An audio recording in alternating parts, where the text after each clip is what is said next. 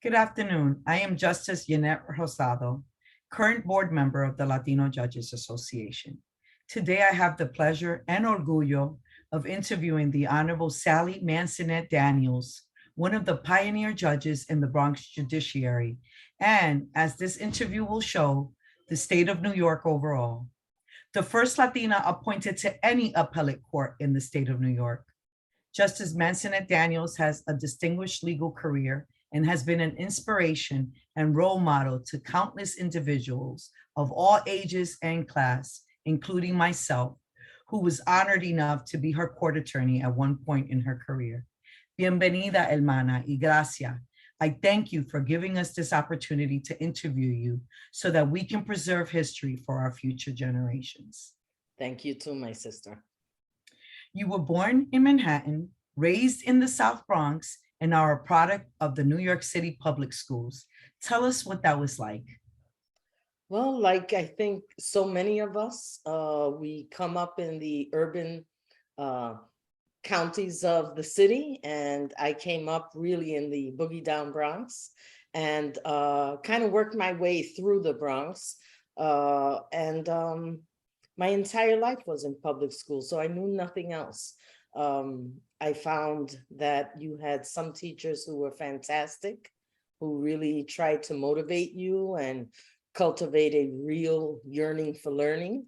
And then others, not so much. And you kind of roll with the punches and make the best out of it. And I think, like so many others who went through the public school system, you make some lemonade out of lemons. In 1981, you started college at Marymount Manhattan College, where you earned your bachelor's degree in psychology. Is there any memory that stands out regarding this time in your life? Um, well, I met my first legal mentor at Marymount Manhattan College.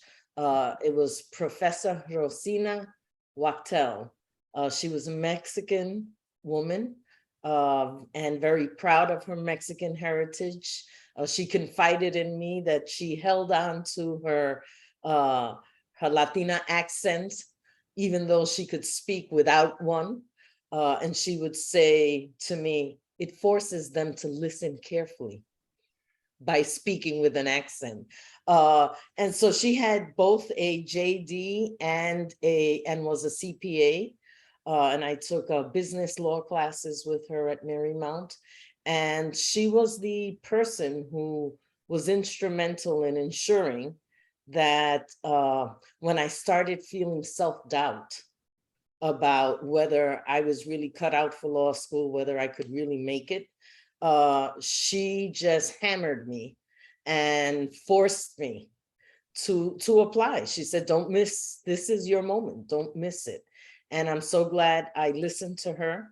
I applied to more than a dozen schools and got accepted at 9 of them and waitlisted at 2 and rejected at 2. But so I did all right. You did fabulous. What made you decide on Hofstra University School of Law? You just said you were accepted to 9. Why that one? Well, I was holding out for one that ultimately did not go my way. And what won me over, honestly, was it kept me in New York State and they provided a full scholarship. So I couldn't turn that up. It was a no-brainer. Yes, I actually got the phone call for the full scholarship as I was leaving my house on the way to my college graduation. So it was a wonderful gift. How many Latinos and Latinos were in law school with you when you attended? Wow. So there were 2 Latinos in the law school when I arrived. One that we could identify because he owned his Latino-ness, and the other one was passing, so we never quite identified who that was. In my class, I was one of 5 Latinos in the entire class of 330 people. So it was, in all, we had 6 people at the law school, Latinos at the law school with over 1,000 students. Thank goodness for the Black Law Students Association, because they fully embraced us. Anyone of color, and even not of color, who wanted to be a part of the Black Law Students Association was welcomed. We appreciated it. It made all the difference in the world in getting through that first year. And the bond that I share with my Bolsa alumni is as strong as my bond with my Latino alumni. Well, it's a great segue to my next question. While at Hofstra Law School, you were part of creating something that would assist future Latino law students coming behind you. Can you talk about that? Sure. So as I said, I was part of the Black Law Students Association and was part of their leadership team in my during my 2L year. But it was clear to me that the rest of New York City and New York State did not know that Latinos existed at Hofstra because we didn't have a separate organization. And so we were missing out on scholarship opportunities with the Hispanic Bar, with the Puerto Rican Bar Association, the Pearl Deaf programs. We would not hear about them because there was no organization. And so at the end of toward the second half of my second year, I started the preparing, the bylaws and the budget and petitioned the student government to start the Latino Students Association and making sure that the break from Bolsa was not one that would disrupt the unity that we shared, because that to me was really important. And I was fortunate that at the time, the president of the Black Law Students Association, who remained president for my 2L year and my 3L year, having her helped the transition go smoothly, because we worked hand in hand throughout certainly my tenure. And I think that they still have a good working relationship, and that for me is really important. Judge Manzanet Daniels, in preparing for this interview, there was a theme throughout your history, which is you were the first of many. So you were the first one to graduate from college. You just discussed that you created the Latino Law Students Association at Hofstra. I'm assuming it's still around, correct? Yes, it is. And you were its first president, were you not? Yes, I was. Do you recall anything that you want to share with our audience regarding the fact that you were the first president after founding it? Is there any memory that stands out about your presidency as LALSA's first president?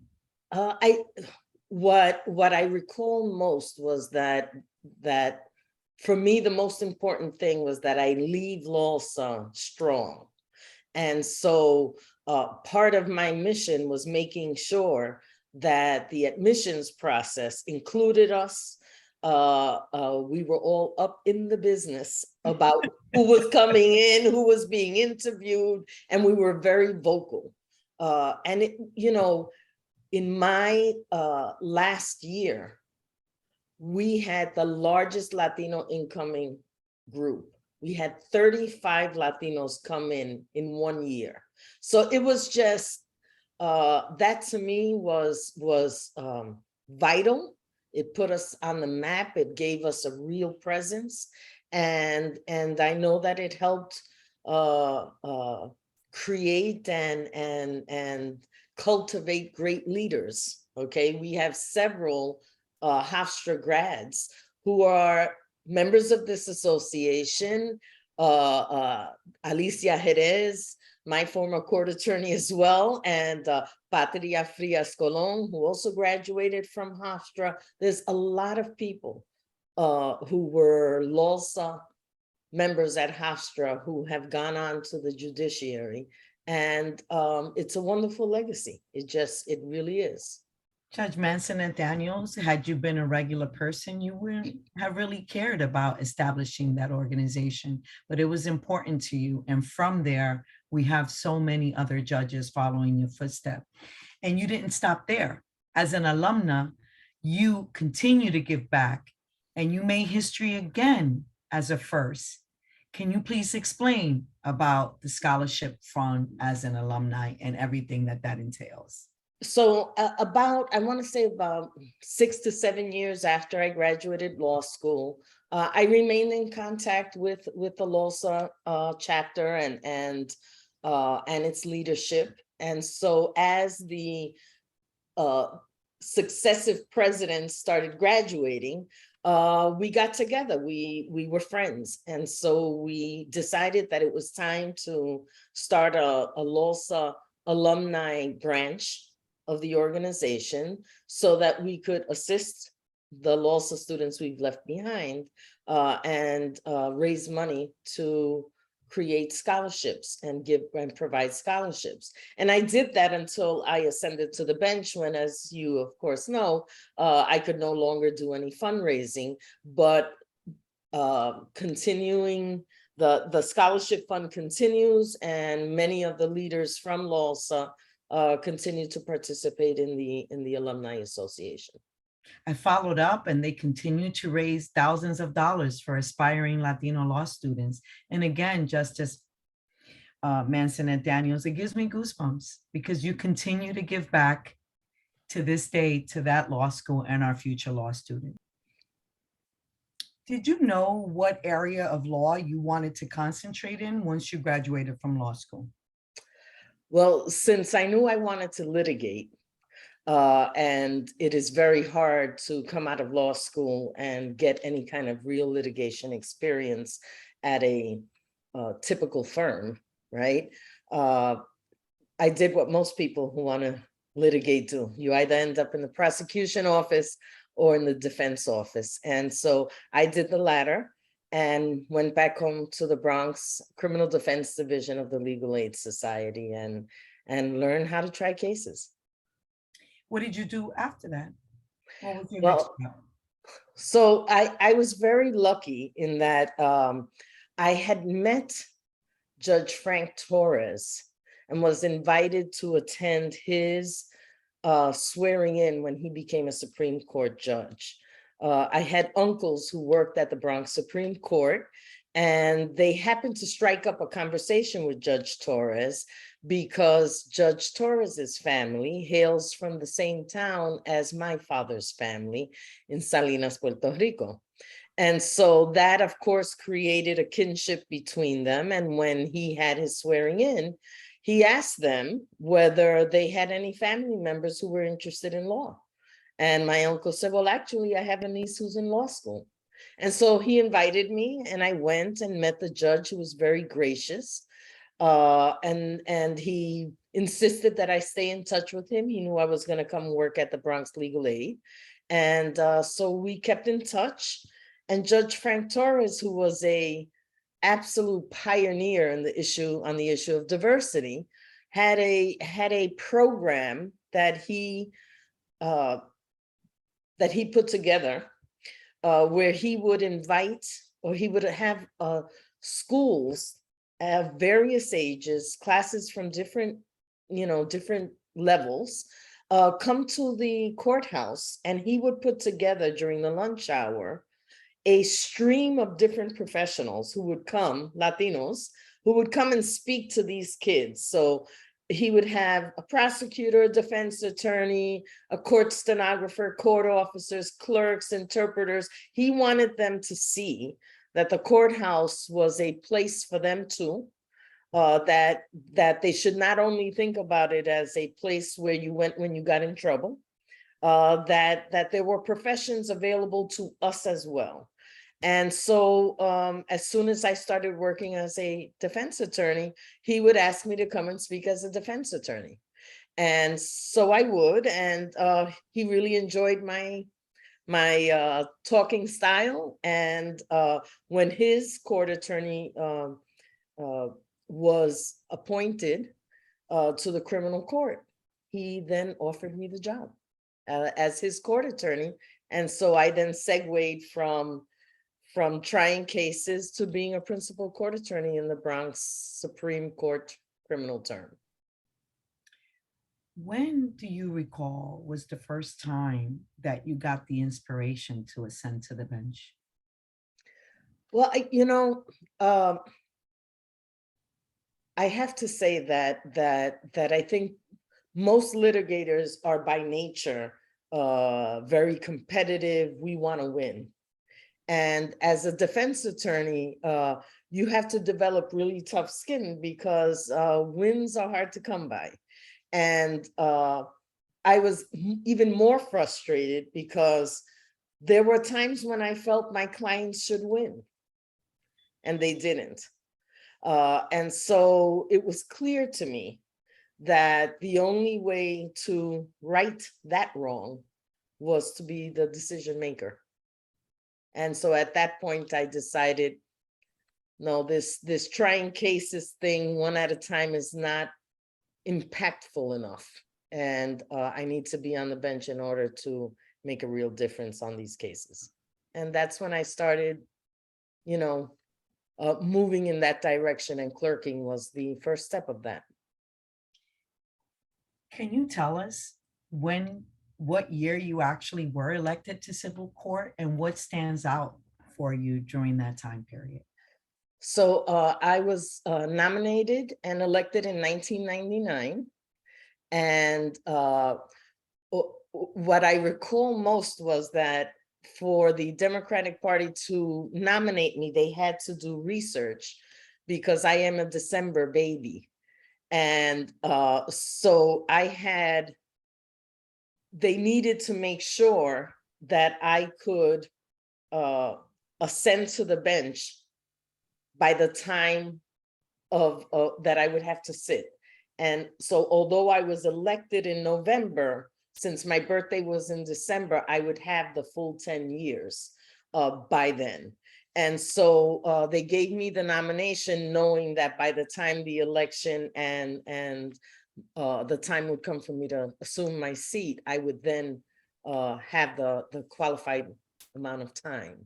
So I thought that was a unique experience. And that's kind of what stands out, because I had been putting in a lot of hard work and sweat and tears into making sure that I would get the support I needed for the nomination. It doesn't come easy.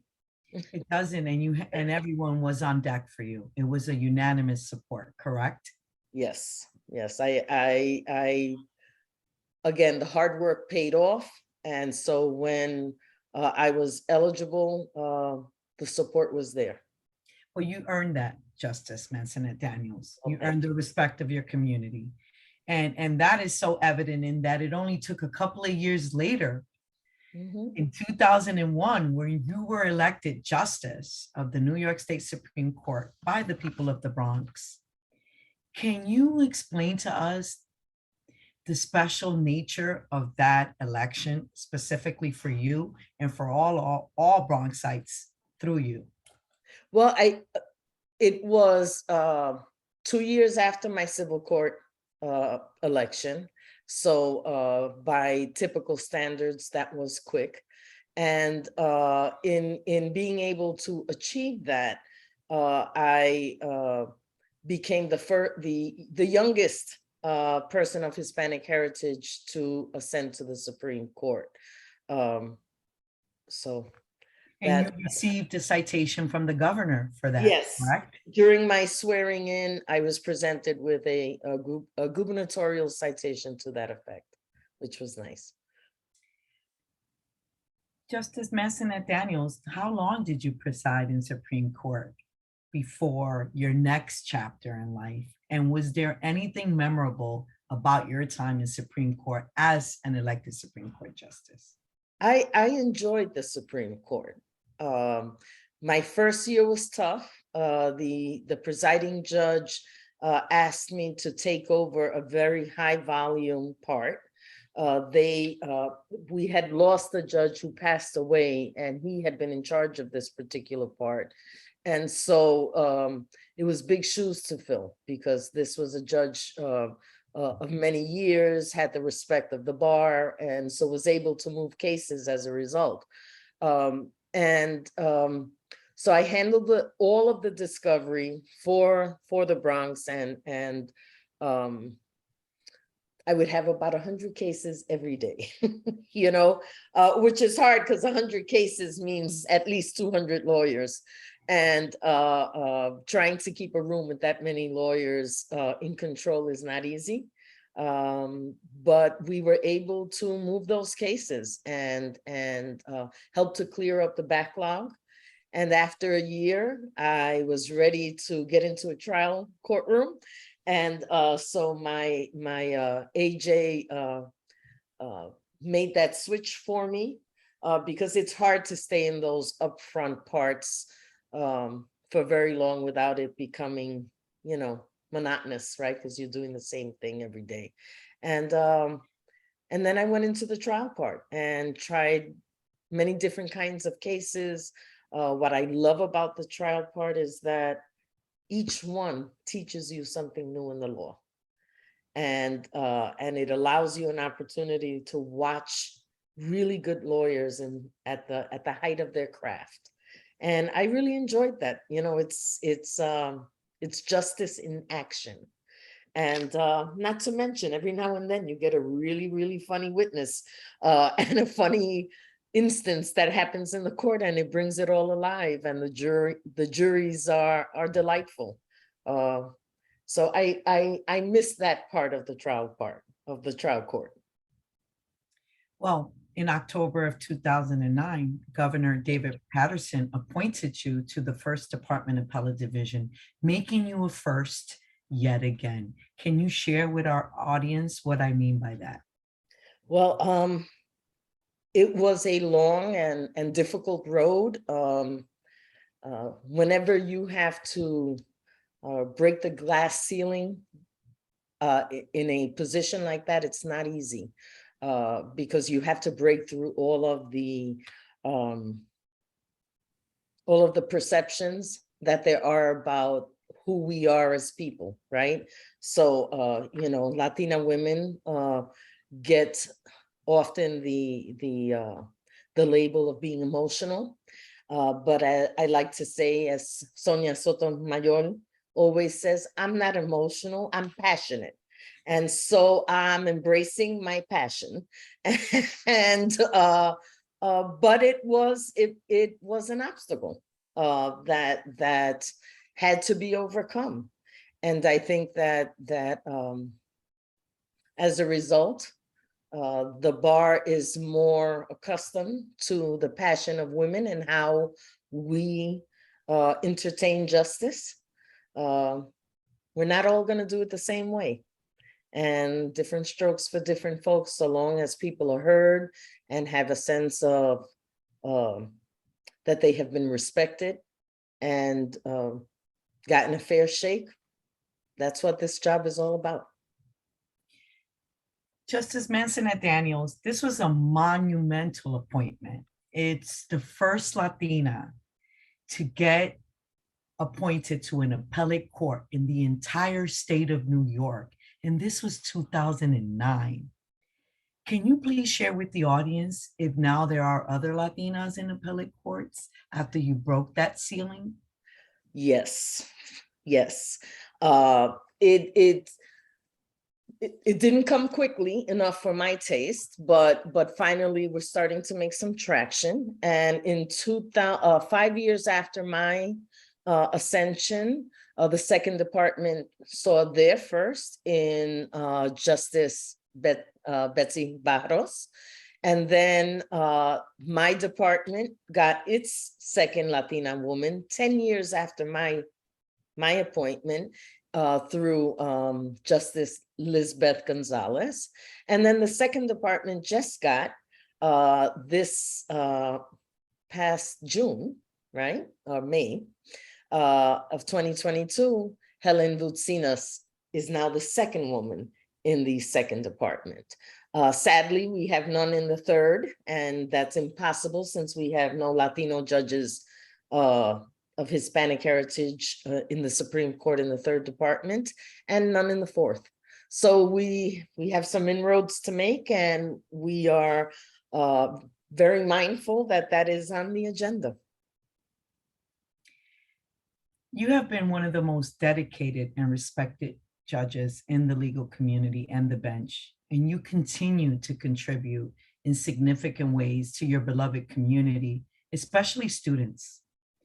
For the past 20 years, the Bronx High School of Law and Government and Justice has bestowed the Judge Sally Manzanet Legal Scholar Award to a deserving graduate interested in pursuing a career in the field of law. And if that wasn't enough, since 2013, the Puerto Rican Bar Association has bestowed the Judge Sally Manzanet Daniels Dare to Dream Scholarship to a deserving Latino law student. You have funded both these scholarships. Can you please share with our audience why it is so important for you as a woman, as a judge, to extend your hand back and assist in propelling the future generation forward? That one's easy. I grew up very poor. I came up in, the school of hard knocks. I was raised by a single mom, raising 4 children, the whole 9 yards. And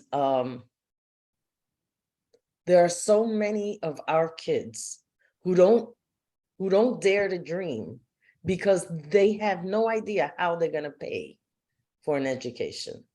And so I think it's really important for us to reach out and you don't have to do it by giving scholarships. If you can, that's great, but give time, give of yourself, go out and speak to these kids, let them see that there are people from their community who look like them, who have chosen a different route.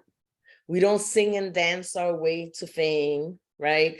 I don't play baseball or basketball or any of those things, right? But you can make something of yourself and not be an athlete or an entertainer.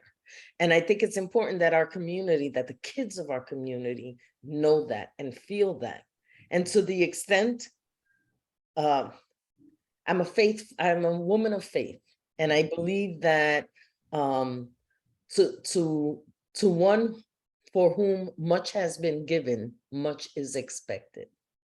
And I have been supremely blessed. And so,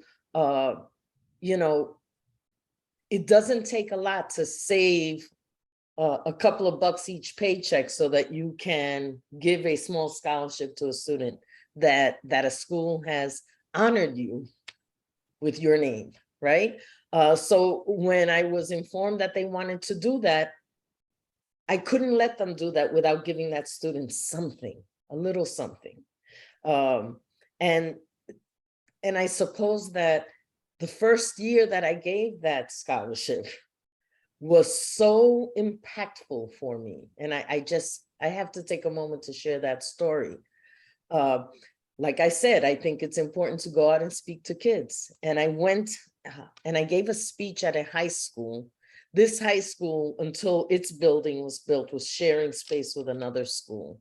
And so I was they had created a auditorium-like setting in the hallway of this school because they were really crammed in. And I'm giving this speech and I'm doing my whole Dare to Dream shtick, right? And I don't know why, God just put it in me.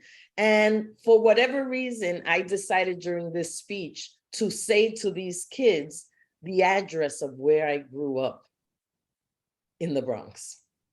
And I say the address, I say the apartment number of the address, and this young lady in the audience starts sobbing. And for the life of me, I couldn't understand why she was crying so hard. So after the speech, I go up to her and I say, "Sweetheart, I'm sorry. What did I say that upset you so?" And she responded, "I live in that apartment right now." That was just amazing that God put us in the same room at the same time, that I would deliver that message, that she would receive it in the strength that she did. I'm proud to say that young lady is now a practicing attorney in Washington, D.C., and she was the first recipient of that scholarship. So I have many stories like that from this school, and these kids are my kids. And it is absolutely vital that you give back in whichever way that you can. So as if that wasn't an amazing story, you don't just give back to students. You've served as a role model and mentor to so many lawyers and judges, including myself. I'm blessed to call you my mentor and my sister. Just this July, you took time out of your life to travel to Buffalo to swear in and support the first Latina judge in that district. Why is supporting each other so important? It is everything. When I first, during my tenure as president of the Latino Judges Association, I reached out to that judge, Betty Calvo Torres, because she's the only one in Buffalo. She's by herself out there. And I reached out to her, and she was so grateful. And she said, it's really hard to be a Latina judge up here. You know, there's no one else, and you're fighting against the tide the whole time. And so that really touched me. And we embraced her. We brought her in, and you know, ironically, the pandemic hit. And so all of our operations became virtual, and it permitted her to really integrate into our group in a really solid way, which is not as possible for her when we are doing in-person events. And so I think that helped bring her closer. I think it helped fortify her and show her the way we do it in the city, right? And that our reach and our power and our strength transcends geographic boundaries. And so it was really important, I thought. And by the way, you went up there to Buffalo, as did our president, Walter Rivera. And I thought it was an excellent showing. And we let the third department know that she is not alone. And she may be a lot of miles away, but she's only 1 hour away by plane. So we have got to support each other. That is the only way we're going to continue to see inroads. I'd like to see something happen in Staten Island. We have 19% Latinos in Staten Island, and not one elected or appointed judge in Staten Island at all. That's shameful. And something has to change there. So as you see, the passion comes out. I can't help myself. We've got to move, and we've got to be proactive. We love you just the way you are, with all your passion. You've gone from continuing to be the first to assisting others to now be the first, like Judge Calvo Torres. The Latino Judges Association has embarked on this particular mission to preserve our rich history of jurists on the bench for the future generations to follow. For those that will be watching this film and interview, what would you like to say as your closing remarks to the bench, the bar, and community of today and tomorrow? Well, we have a lot to be proud of. We are a phenomenal people, rich in history, in ancestry. We span the world, and we embrace and incorporate all of that richness into what we are as a people. It's essential that while individual pursuits should be sought after with vigor, that we not be like crabs in a barrel, climbing up but pulling other people down in order to climb up. That doesn't get us anywhere. It's the divide and conquer in that has defeated our community for way too long. Our place in this world is a interesting place because we are multi-ethnic, we are typically multiracial, and it sometimes feels like I'm not enough of this or enough of that, and I'm never accepted in whatever space I'm in, so that we tend to just occupy this, I'm Hispanic, I'm Latino, I'm Latinx, whichever your preferred label is. So I understand that. But we must just not forget that we are one people. In our differences, we are one people. And so long as we continue to move forward, lifting each other up, never walk through the door and let that door slam behind you, because you're no good to us if you do that. You have got to keep that door open. Hold your hand or put your foot, but keep that door open. And so for me, that's what it's all about. It's not just self. If everything that I did concentrated just on Sally, that would be meaningless in my mind. It's okay for Sally to progress, but if Sally doesn't help others come up, then Sally's reach and Sally's importance is limited. So reach out, help each other. You know, I have great hope for the future. I see all you young judges coming up. You're phenomenal. Ustedes están en todo. I love it. You have more energy than I remember having, and you certainly have learned how to play the game in a broader way. Keep doing that, and we have to be at all levels, all places, all courts, supervisory and not, because we need to be everywhere. That's how every other group has progressed, and that's how we will progress.